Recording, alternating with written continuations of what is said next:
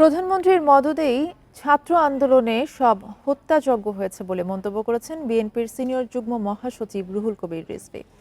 দুপুরে রাজধানীর মাতোয়াইল মেন্দিবাজার এলাকায় আমরা বিএনপি পরিবার আয়োজিত এক অনুষ্ঠানে তিনি এই কথা বলেন।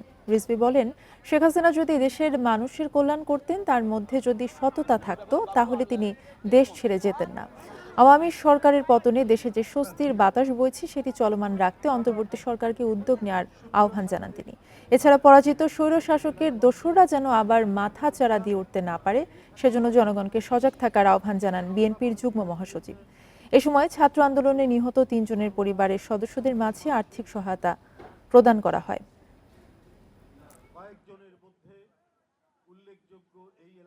শেখ হাসিনার অতীত ইতিহাসও পালানো, এখনো তিনি পালিয়ে চলে গেছেন। তারা এত অন্যায় করেছে,